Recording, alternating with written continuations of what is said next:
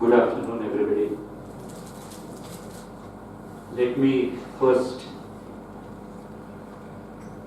pay my respect to a great leader and builder of institutions, Professor G. Ramarajee. I feel privileged that I have been invited to deliver a lecture, the first memorial lecture to be delivered here in his name. The Honorable Vice Chancellor and President of today's function, Professor K. Sitaram Rao, the Honorable Secretary of Professor Ramarajee Memorial Trust and former Professor of University of Hyderabad, Professor Gopal, my mentor and name in the distance and open learning, and the former Vice Chancellor of Dr. B.R.Ambedkar Open University, the former Director of National Assessment and Accreditation Council, Professor V.S. Prasad, respected Srimati G. Pramila Ramarajee, who is present over here, the Registrar of this university, Professor C. Venkatayya, the Director Academic, Professor S.V. Rajashekar Reddy, invitees, the teachers of this university, media, and my dear friends.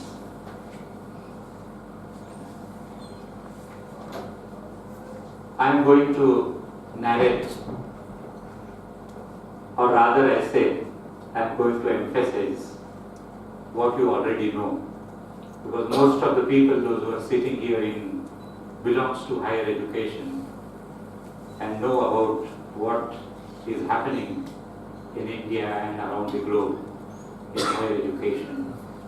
How higher education is changing with a speed in last 20 to 30 years because of the advent of technology and innovations. I am fortunate to have an experience of both the universities. One is Open University and the other is a closed university. In a lighter vein, I would say. I visited China in 2004 when there was a conference of the Vice Chancellors across the globe. And the Vice Chancellor of the Chinese university who was hosting the event, when he addressed the gathering, he addressed the Vice Chancellors of Open University and Closed University. And in real sense, when I shifted from Open University to University of Mumbai, I really came to know that how close the traditional universities are in that time in 2010. Because when I joined the University of Mumbai as a Vice Chancellor, the first thing which I did is I invited all the deans of various faculties to the university and I wanted to know what they know and I wanted to tell them what I want to do. And when I asked them, what are we doing in OER? So when I looked at their faces, they looked at each other and then I understood that they don't know, and therefore in the next statement, instead of calling OER, I said Open Education Resources. So when I was sitting with the deans of the oldest, one of the oldest universities in the country, and I found that they don't know OER, and if they are not doing it, then how do we lead the other universities in the country? That was the picture when I joined as Vice Chancellor of University of Mumbai in 2010. Then I told them that I read an article in 2005, and in that article it was written that in last 10 years there is a storm which came in the entire world, and that storm is nothing but an E-storm, he called it. The 4 storms came in the world which are called as E-storms. The first E, he said, emerging technologies. And in 2005 he talked about 30 emerging technologies which are going to be used in education. The second E he talked about is about enormous learners' demand. Now, who are the learners he was talking? It is not that after completing 10th standard and 11th standard and 12th standard they are coming to learn higher education, but it is those who have completed their education. Because of the changing world with a speed, you need to learn the new things which are occurring in the entire world. And therefore, even if your education is completed, you are coming to the mainstream again to learn something new which is happening and to understand what is the new change which has happened. Then, because of the Open University, I must thank Professor G. Ramareddy. I have not spoken of him because already you know about what is his contribution. As I have said in one sentence that he was a great leader and builder of institution. In 1982, an innovation happened in India, and that innovation is that time Andhra Pradesh Open University, but now it is Dr. B.R.Ambedkar Open University. He has changed the entire paradigm of higher education in our country. He has changed the pattern. He has brought the innovation in 1982 as a founder of this Open University. He has given the direction that was a light for many people, those who took higher education from open universities in this country. And I know, as I met several people, I have met widows, those who were not educated because of the family pressures, and then they, after their husband's death, completed their education and got a job. That has happened just because of Open University, and that is just because of the dream which Professor Ramareddy has seen. We cannot imagine. We got benefited because we got the post of Vice Chancellor, but the people, those who have got benefited out of this concept are enormous. Why they got the opportunity in their life to stand up in their life? It is just because of one person who dreamt, and not only dreamt, but implemented his dream to fulfill the dreams of millions of people in this country. And therefore, in true sense, he is a leader in higher education more than anything else. The Britishers established three universities in this country. But after independence, the innovation in higher education, if you have to take somebody's name, it is none other than Professor G. Ramareddy. I am not excited that he was a chairman of UGC. I was not excited that he was a Vice Chancellor of Usmania University. But I am excited because he has changed the lives of those who were not getting the opportunity in higher education. He is the person who has brought changes, who has brought innovations in this country, and therefore I respect him. And now you can understand the second E storm, enormous learners' demand. Those who have completed their higher education, they are again coming to learn new skills, new knowledge, whatever is happening in the entire world. The third is They are those who were not educated and those who were left out. Their demand also increased. Now you can imagine that more than 3 million people are getting their degrees and diplomas through open and distance learning. More than 3 million is not a less number. 3 million is a big number. Many countries in the world doesn't have this population. Whereas more than 3 million people are coming to the mainstream of higher education and getting jobs, employment, and getting their livelihood. The third E is enhanced pedagogy. This article he has written long back, but how relevant this is. The third storm is enhanced pedagogy, and you can imagine the pedagogy which has come in the world today. You and me, really, every day some innovation is coming in this pedagogy. Right.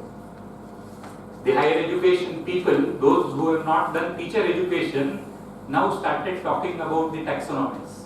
They were not knowing at all. In online education also, the pedagogy is different. We need to understand that pedagogy. Now it is used in the traditional education also. So all over the world, this new pedagogy, there are several centers of excellence, teaching in excellence institutions have been established in the entire world. They are teaching new pedagogies. The fourth storm came, which he talks about is, the fourth storm is erased budgets, which this university is also facing. And not only this university, but in the entire country, if you look at the public institutions, the budgets are erasing. Governments are supporting only salary grant and not development grants. This is not a picture in our country. But whether you go to UK or US or Australia, they will talk about reduced budget. They are promoting private education in these countries, and whenever you meet the vice chancellors from all these countries, they will talk about how they are suffering and how the governments are supporting private players in higher education. The question is whether we need private players or not is a point of debate. We need to find out what are the advantages and what are the disadvantages, and then we can decide what really a public policy needs to be done for this entire country. If Professor Raji Ramaredi would have been here, he would have really given us a new policy for this country. We are waiting for the policy, new education policy, and several debates are going on, but that new education policy is not being framed and came before us. I like that article very much. This is relevant today also. These are the storms which came. Now the technology has increased. ICT we talk. But are our teachers trained? Are our teachers prepared for that? The kind of innovation which are happening in the entire world. And therefore, I would like to put before you the 10 points of the landscape. We were not using when we were teaching the word landscape. Now all new terminologies have come and new words which we are using. Day before yesterday only I was reading one article, and the article title is Anti-Teaching. 2 years back, when I had gone to Harvard University, when we were discussing, one of the professors from Africa, he was talking about anti-discipline in a positive way. Anti-discipline is you are bringing other disciplines into your disciplines. If you don't bring other disciplines into your disciplines, you are dead in this present world. And therefore these new terminologies which are coming, teaching is outdated and all these things which people are talking. So let us discuss and let us talk about what are those 10 things which has changed the landscape in general.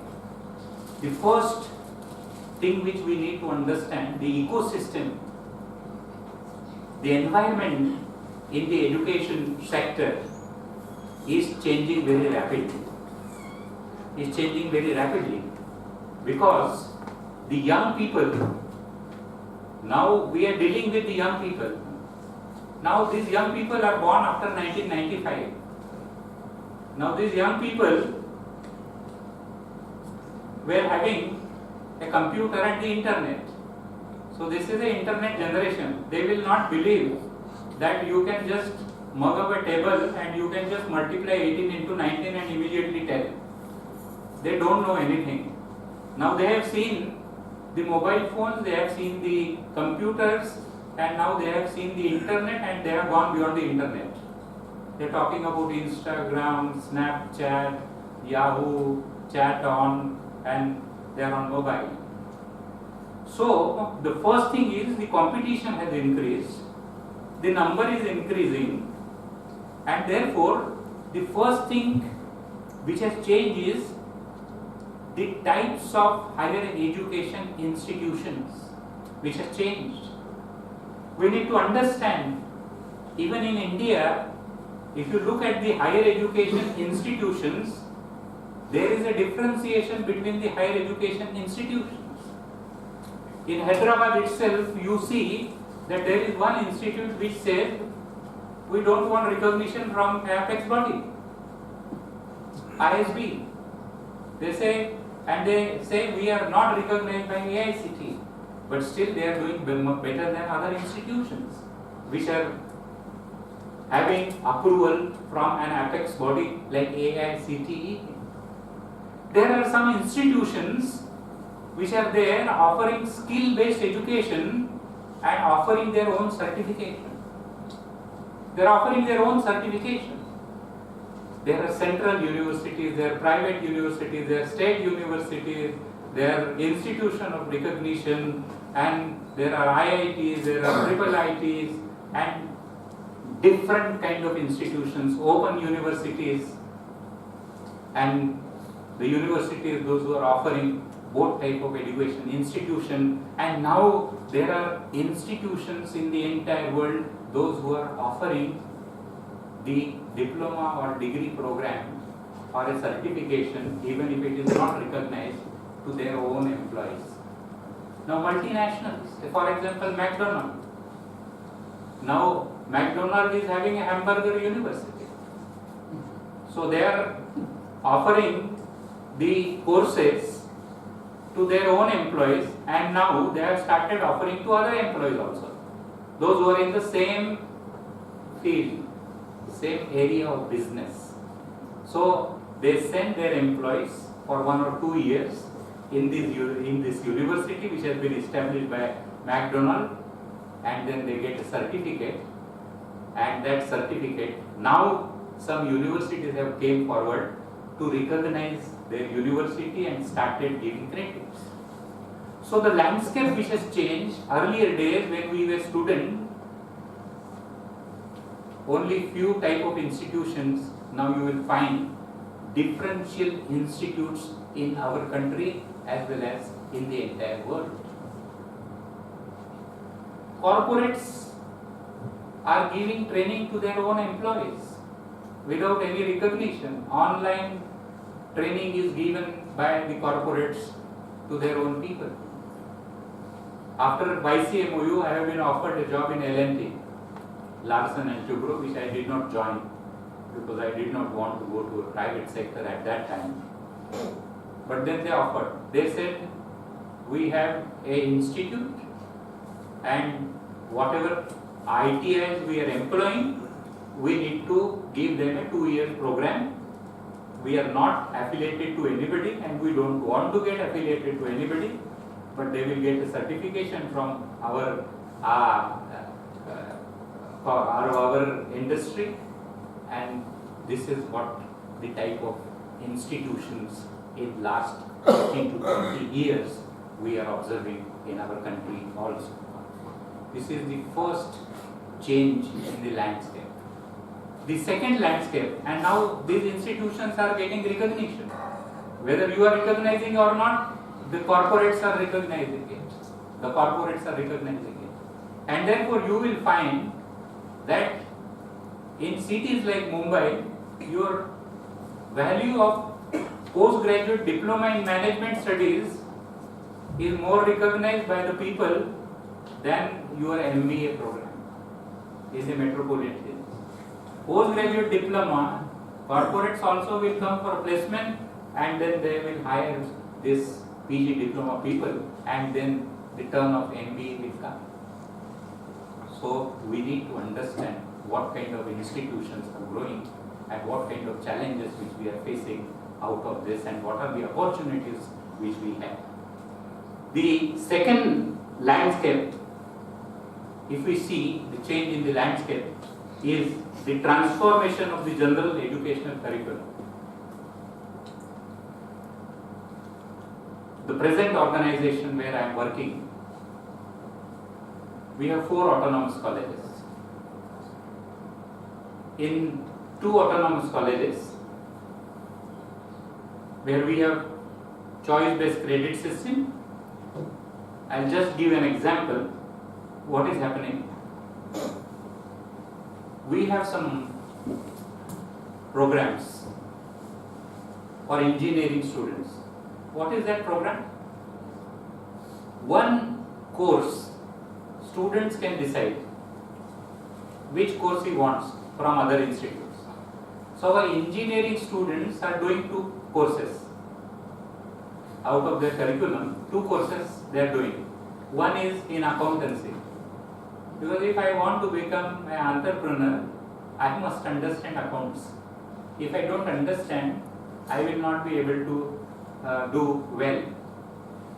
Because now we are talking about startups and all those things. Now they need to understand how a business is done, how accounts is done. So they are doing accountancy program. At the same time, engineering students are doing a course in plumbing. They are doing a course in plumbing from an ITI institution of our own institute. Because infrastructure, gone are the days when the plumbing was very simple. Now in plumbing also, the IoT has come, Internet of Things. Now automatically everything in your bathroom and your society will be managed by your cell phone. Even the seat which we go to a toilet, that is also managed by your cell phone from wherever you are. It is connected. As we have seen in US, there is a car which works on IoT, Internet of Things. Now New Zealand also recently in February they have launched this. Now the curriculum, traditional curriculum has changed, and the industry is saying that these are the skills which we want. Can you integrate those skills into your curriculum? If you can integrate those skills, then only we are going to take them, then only they are going to be employable. This is the second change in the landscape. So industry is telling you these are the skills which we want. I read one article in Harvard Business Review few years back in 2007 and 2008. In that article it was written, this is not the case in our country, but this is the case in US also, where they were talking. A professor of business management wrote an article, and he said that even in US, the industry are not satisfied with our graduates. Because whatever industry wants, we are not able to give them. We are more theoretical. That is, Harvard University was talking in 2007 and 8. And therefore, they are also facing a challenge. And therefore, in the curriculum, whatever curriculum which we talk about, there is a change. We need to address that change. We need to understand that change. We need to be vibrant. We need to be dynamic. Our curriculum, why 3 years? Nobody waits. In YCMU, I had a collaboration when I launched one program in computer, 3-year program. I appointed one person. If those who are from computer science, they will understand. The author is renowned in the entire world, and he was advisor to Bill Gates for that particular platform. Those days, he has written a book, Let Us See, Yashwant Kanetkar. So we launched a program with him. 3 months, one module. You take one module, certificate is given, and then go away. But we have said that if there is a change, within a week there should be a change in the syllabus. can we really address this issue with a speed? That is what our students want. So this is the second landscape which has changed the curriculum. The third landscape is faculty faces of the future. Now even the government of India is talking about tenure track appointment. Even the universities have started. Even the AICT have changed themselves. They are talking about 80-20. Doesn't matter, you appoint 80% of the regular faculty and 20% from outside. Even if they are not coming regularly, then you can. Before some years, AICT was strictly saying 100%. If it is not there, then we will not recognize you, we will not give you approval.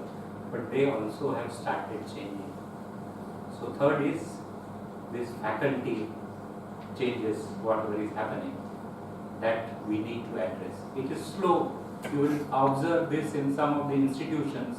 It has not come in all the institutions, but we need to understand. And if we really want to safeguard ourselves, then we need to get new knowledge, and which is called as lifelong learning, which is available to each and everybody.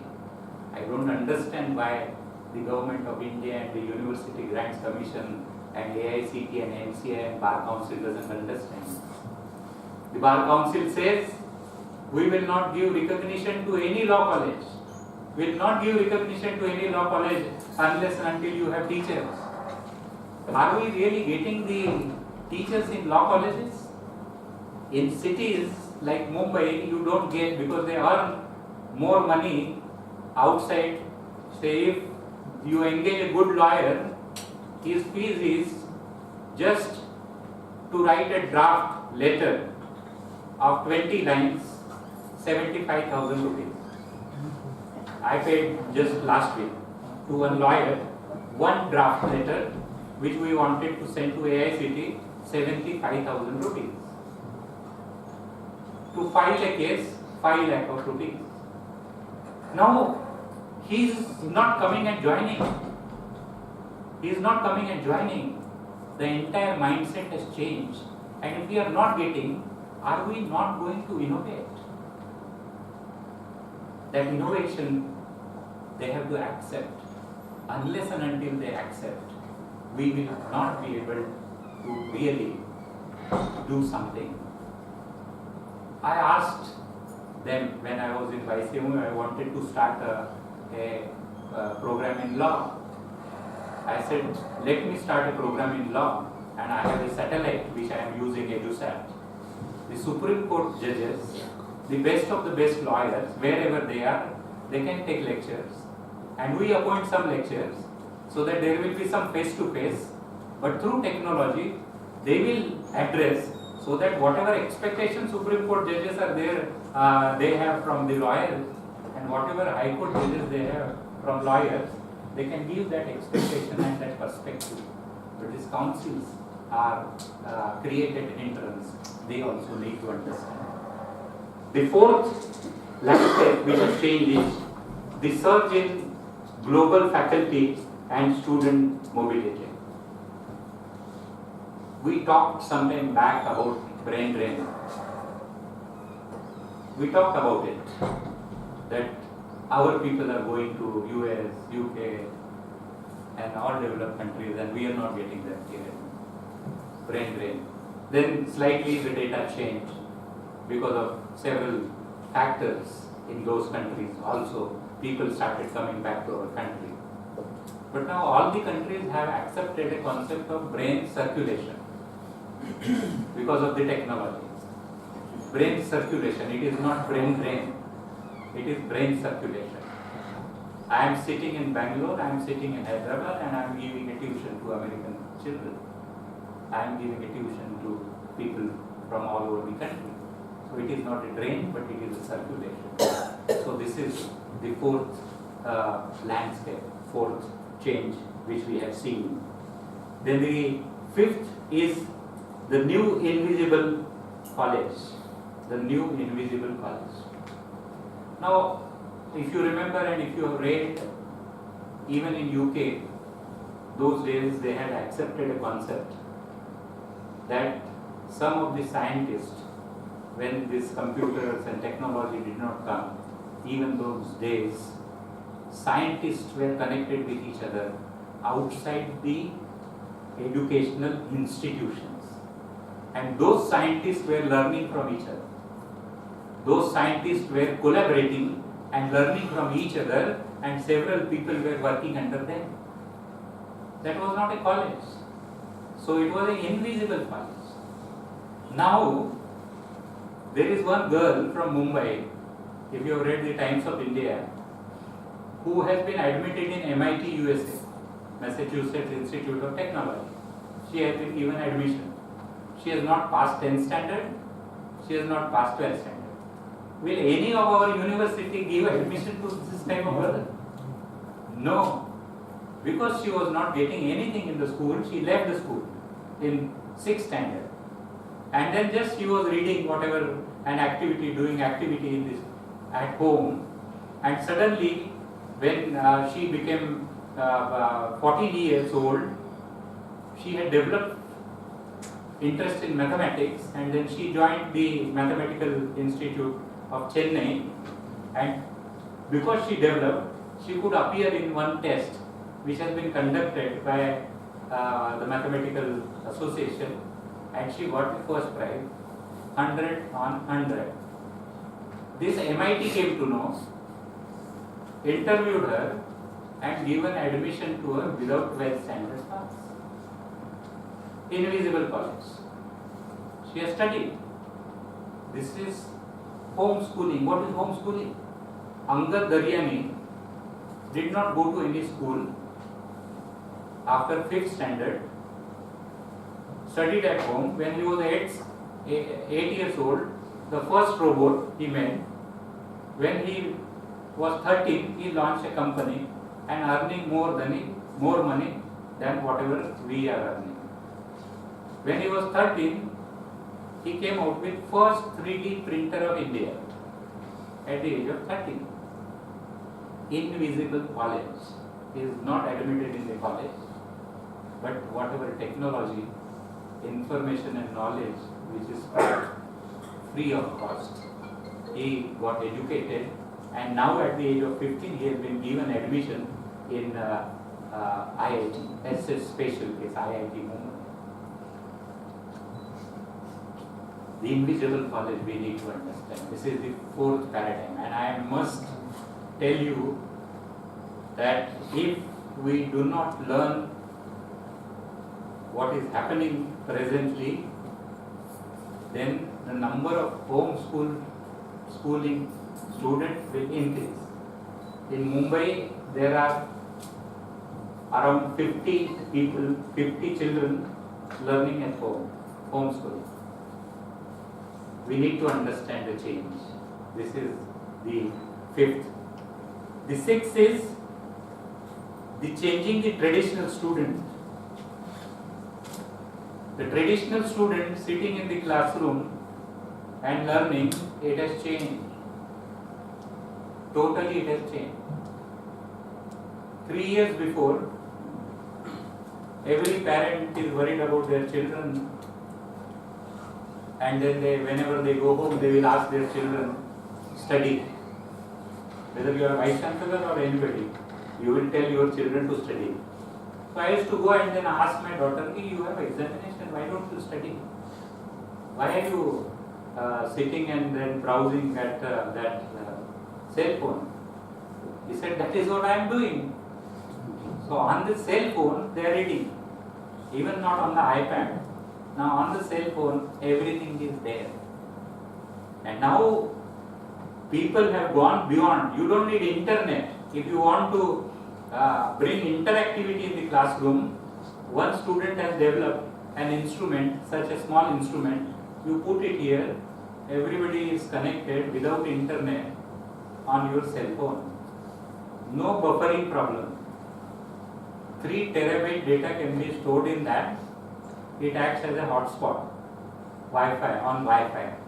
No cost to students. Only the teachers can put content into it, and that content can be downloaded by each and every student without any cost.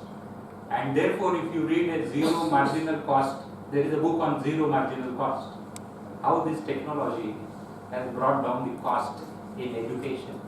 If you read that, you will understand. So this is a modern day education. Then the mounting presence to demonstrate the value added of a college degree. Value addition. What is the value which a college is adding to a traditional degree program? What is the value that is added by the Open University to a program in commerce? Are they teaching the skills that the trade will require? That is what we will have to think. The eighth is the revaluation of middle skill jobs. This is again an alarming, this is an alarm to all of us, those who are in education, those who are in government. I am reading one book on robots. Now what is happening to unemployment? We have to reevaluate. Otherwise, this middle people will be jobless. It is a danger. If you don't innovate, if you don't understand the trend, and if you don't take the decision immediately, we may suffer. We need to understand. In that book, they gave example. One is McDonald. In one of the startup, he has developed a machine which will make your burgers. The machine will make burgers. And that machine will make 260 burgers in 1 hour. 260 burgers. Whatever we are eating, same burger, in 1 hour 260. A human being makes 25 to 30 in 1 hour. See the difference. Now because of the government policies and taxes and all other things, the industry wants to save money and earn more profit. Their motto is to earn profit, and therefore now McDonald has planned to purchase these machines and put in their shops wherever they have the joints. Now they have 18 lakh, 1.8 million employees, those who make burgers. They have a plan. Within 3 years, they will reduce their strength from 18 lakhs to 9 lakhs.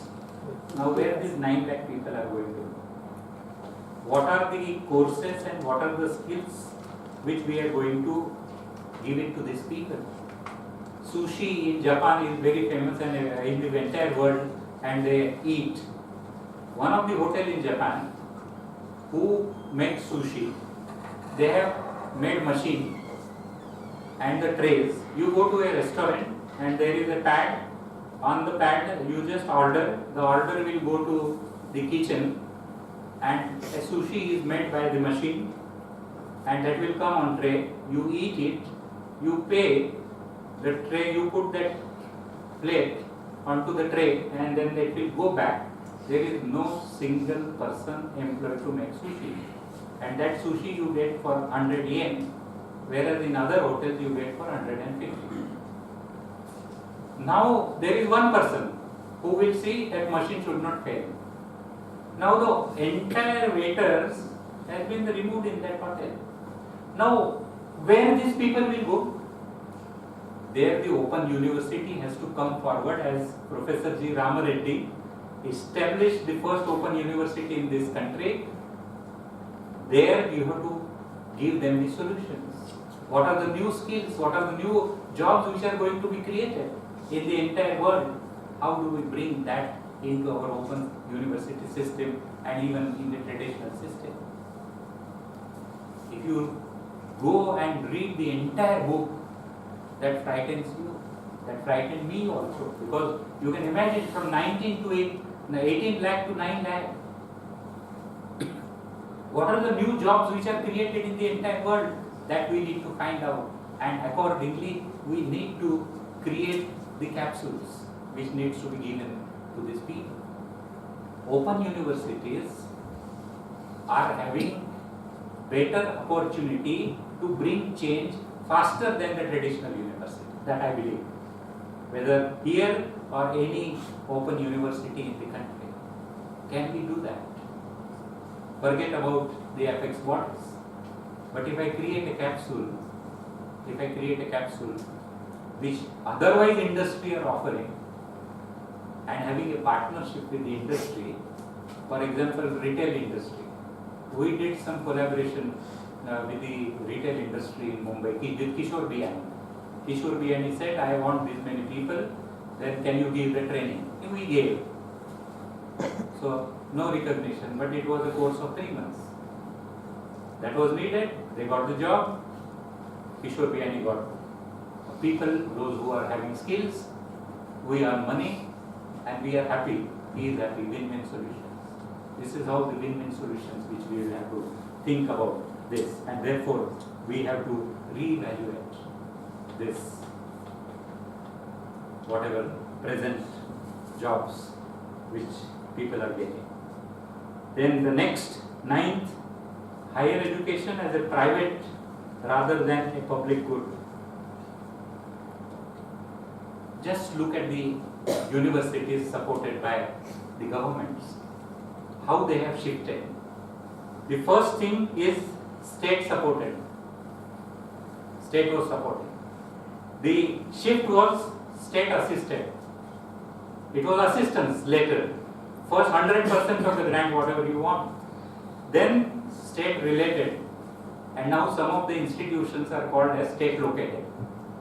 So from state supported to state located. Even in University of Mumbai, I heard, means I am there, last 7 months, the government did not give them the salary grant. Did not give the salary grant. So what is happening? There is a shift in our country as well as the developed countries there, and therefore we have to find out the innovative ways of how to generate the finances. How do we look at this? This is the landscape. Then last is, in mathematics we call is AQ and LQ. AQ is anybody, anytime, anywhere. LQ is lifelong learning. So this is an era of lifelong learning, and this is an era of technology which we need to use. So we need to understand, and in this we need to partner with students. If you are not partnering with students, then they are already learning what information you are giving in classroom. I meet several students. They say whatever is told in the class, we have already read it and we have gone much beyond that. So why are you telling us the same things? Why are you insisting us to sit in a class? Why 75% of the attendance? We are getting 90% marks, whatever test you are taking, and you are punishing us. Rather than punishing us, can you engage us? And therefore, we need new engaging pedagogy, whether you are online or you are offline. What is that new engaging pedagogy? Why Michael Thruns is having 160,000 students for his artificial intelligence program, intelligence course, which is a basic intelligence course which Michael Thruns from Stanford University offered online, free of cost, and there were 160,000 students registered from all over the world. Out of those 160,000, 30%, 25 to 30% completed. Doesn't matter, 25 to 30% is not less. 30 to 40,000 people completed. Some of them asked for certificate, and even because he decided that I am going to teach this course online, the Stanford University regular students also registered. Now, Stanford, to get admission in Stanford, you have to be extraordinary student. Then only you will get an admission into Stanford University. Stanford University is a synonymous to Silicon Valley. They call it as a Silicon Valley is, the other word is Stanford. 5% of the new innovations which have happened, 5% of them are from Stanford. So he said, I am going to teach you online. So Stanford University regular students also joined. And you know what has happened? The first 400 students were not Stanford University students. Can we say that online education is not good? It is. How you deliver, to whom you deliver, what kind of interactivity you are bringing, what is the innovation which you are bringing in while teaching the online education. And there are several such courses which are taught online on various platforms of MIT, Harvard, Stanford, the Open Learn of Open University, Milton Keynes. These are the platforms, such a wonderful platforms. I am also doing some of the programs, courses through MOOC. Such wonderful teaching which they do.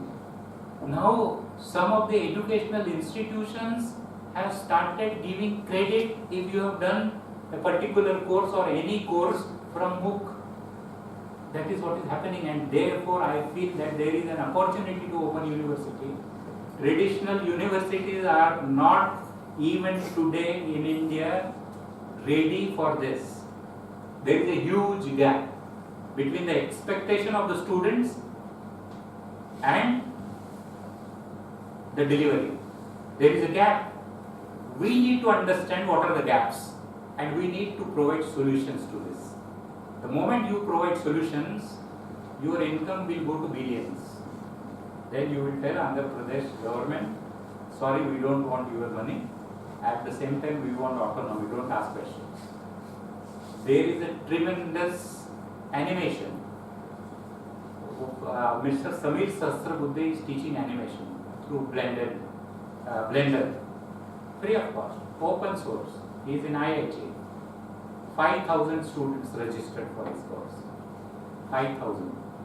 And out of 5,000, when the MOOC success rate is between 11 to 15, his success rate is 35%. He has made some changes because there is a research on MOOC also. It is working, but the attendance is less. Then the dropouts are more and success rate is less. And therefore now they are talking about SPOC, SPOC. What SPOC is? Small private online courses or self-paced online courses. I will learn with my pace whenever I want. Or the small private online courses like tuitions and other things. They are more successful than the MOOC. This is what the research which they have given. But I look at it as an opportunity. That open universities, if we identify the gaps and if we create that kind of dynamic, vibrant environment, I am sure we will be able to serve the society better than what it is today. And that is the dream of Professor G. Ramareddy, to reach to the last person. So many innovations which are happening in the entire world. I'll just tell you an interesting thing. Why we have better opportunity. In 1920, in US, they started a home study program. And in that home study program, they found out a technology. What was the technology that time? Postal services. Postal services were networking. So when they started that program, they found that if in the traditional system, if one student is studying, through this network which has been created by postal services in US, 4 students are admitted. So 4 students in this home study program and 1 student in traditional. So they were earning more money. Then they study whether it is really working or not. Then they found that actually this home study program is better, because when we give assessment and assignment, when we are doing assessment and giving assignment to every individual, we are understanding every individual rather than everybody is sitting in a class and we are not understanding every personal, because you are not interacting. But through that postal service, you are interacting with everybody. When he submits the assignment and when you are doing assessment, you come to know where he is lacking. In a way, it was a portfolio, learning portfolio was created. Though they have not used that word which we are using today, that learning portfolio was used. And that really helped. And today, that networking technology has changed, and that networking technology is nothing but the internet. Nothing but the internet. Friends, there are so many innovations which are happening in the entire world. So many innovations. What we see, how children have started thinking differently. The example is of Snapchat. One of the girl went to that Spiegel who invented this. She said, I want to protect my photographs, because on WhatsApp when I am sending, it is stored. We have the same problem. If something is coming against the Vice Chancellor, it is there on the net. Later on, whatever happens, no, this is not a Vice Chancellor's fault. But that is, say, whenever you are Googling, you will find out that there is something wrong with this person.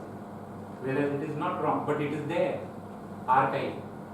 So then the thought came to his mind, and then he invented that. The Google helped him, and the professor, Professor Wendell and Norvis, helped this child, and he came up with this Snapchat.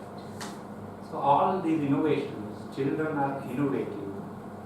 We need, even if they are in open university, we can groom them and we can tell them. And today the environment is good. People are talking about startups. The chief ministers are talking about startups. There are investors, those who are coming and providing money. You don't have to have money. Even if you don't have money, you can. But if you have an idea, you can always try. And can we not have a course on idea? Can we not have a course on innovation, which is taught through Open University?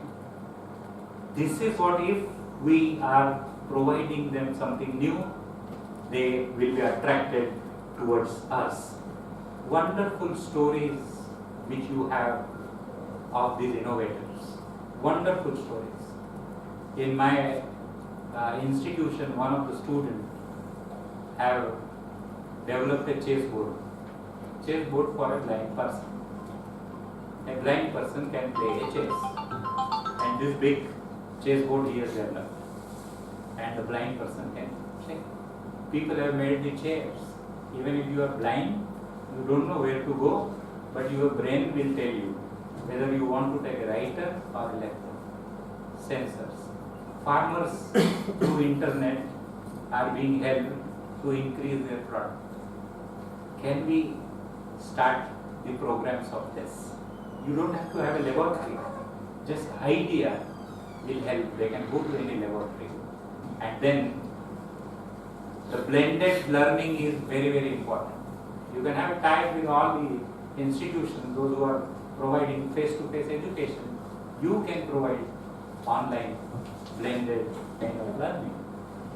And we have the opportunities. If you really think about it, then we will be able to bring change in our country. I'll give just two examples and then I stop. The flu H1N1 came in US in 2009. When it came in 2009, the health departments, they were not knowing what to do and how to get the data. But Google was collecting the data from 2003 to 2008 about what kind of medicines, all kind of data, what are the questions put in the Google, what type of questions, and that data was collected. In 2008, the engineer of Google was presenting a paper somewhere in one conference for engineers, and he presented a paper on flu. He collected the data, created some models, applied those models, the program, whatever code he has written, applied to that, and then he used to get from this state or from this district, so many people have asked the medicine for flu. The entire data was with him.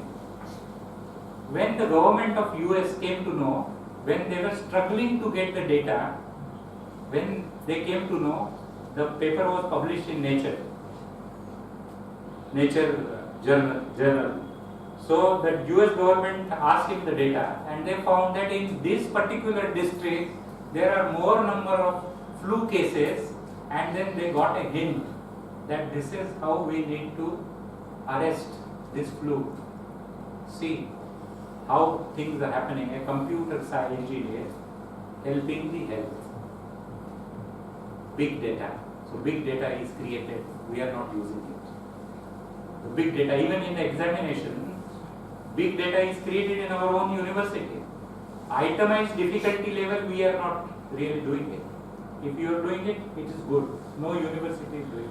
Item number 1, how many students solved, how much marks they have got, what was the difficulty level, whether it was easy or not.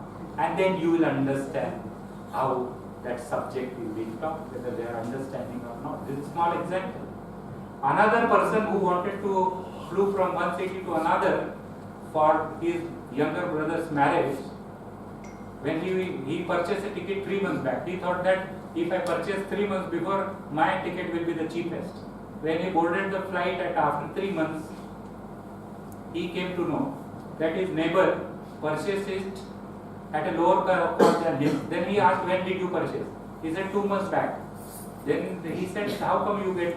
Then he asked third person, and several persons. When he asked, he came to know that most of the people got the ticket less than the cost at which I purchased. But he was a person from computer science. He had gone back, wrote a program, understood, collected the data from the internet, and then he wrote one program. And through that program, if you want to buy a ticket, if you log on to that program, then at least you will save $50. That is what. And then he sold that program to Microsoft company for $1.1 million. So this is how people are doing it. Are we creating that kind of environment for our own students? If we create that kind of environment for our students, then only we will be able to give something. So like this, there are several examples. Even fixing the match, we are talking about fixing cricket matches. In 1965, one statistician did a study on sumo, and he got the entire data of those sumo, and he proved statistically that those matches were fixed. You could, in the big data, you could see the patterns. Like in heart rhythm, if you know chaos theory in mathematics, you can understand the rhythm and you can treat better. So lastly, I would like to say is, disciplines are dead. Now we are in the era of interdisciplinarity, multidisciplinarity, and transdisciplinarity. I read one book 2 years back. The name of the book is, I am sure there are some people from finance and commerce. The book's name is Physics of Finance. Those who take commerce, or they say that let us not study mathematics. But this book is Physics of Finance. The person is managing hedge funds in New York, and he earned more money than Warren Buffett profit in this business from 2001 to 2010. Even in recession, he earned a lot of profit because he applies physics principle to finance. He was an abstract physicist from Harvard University till 1988, known in the world for physics, left the job, now managing hedge funds, and he employs only people from mathematics and physics, not from commerce and finance. So this is interdisciplinarity. This is how the world has changed. Another book which I read, that the book's name is Thinking Fast and Slow. Thinking Fast and Slow is written by Professor Kahneman. Professor Kahneman is a Nobel laureate. Professor Kahneman got a Nobel Prize in economics. Professor Kahneman is not from economics, but he is from psychology. He changed the entire theory. He said economics is not a theory of money, but economics is a theory of behavior. And you see, it is the behavior which that matters. Now in psychology, people do eyeball tracking and then they understand this person wants to buy what. If consistently it is offset. The third book which I read is Physics in Biological Systems. So biology people don't take mathematics in our day, they don't take physics, and they will only take biology. But then you have to study physics, and if you have to study physics, you have to understand mathematics. So now, no walls between the disciplines. Third book I read is Creative Destruction of Medicine. Creative destruction is in a positive sense. How the technology is being used in medicine. One scientist in Germany, now this MRI machine, hope you have not gone. If you have not gone, you should not go into that machine. It is frightening. So much noise which comes there, it is really frightening. So the big machine, the whole body goes into it. But then in Germany they had a Iceman, and Iceman's hands were like this. And this body cannot go. They wanted to take the results. That scientist in 2007 developed a machine of suitcase size. That suitcase size machine, through that they have taken the images. But those images are not as good as the big machine. But what they have done, they have used the supercomputer, and using the supercomputer, these images have they improved, and those images are much better than this. So the machine, this may come in future. But these are the innovations which are happening.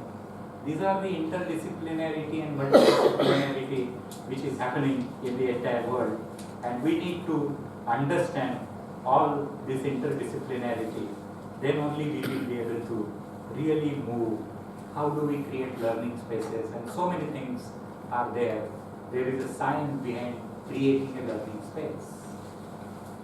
There is a science creating learning space. So all changes. This is what the landscape is in higher education. If we understand, then there is a lot of opportunity. If we do not understand, then these are the challenges which will be there with us, and with these challenges also will die with us. Challenges will remain for the next generation.